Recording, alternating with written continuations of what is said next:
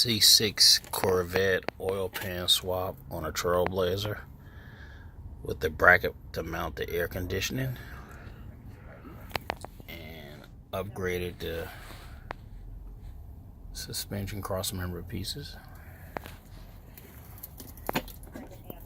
Yank 3000 stall, 4L80 transmission. I had to cut the Y pipe.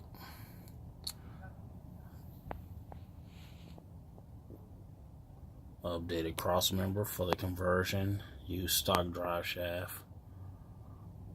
Was all-wheel drive, but had converted it to two-wheel drive when he blew the front diff. And for the front diff, GM used someone aftermarket and they charged $2,200 for the front diff.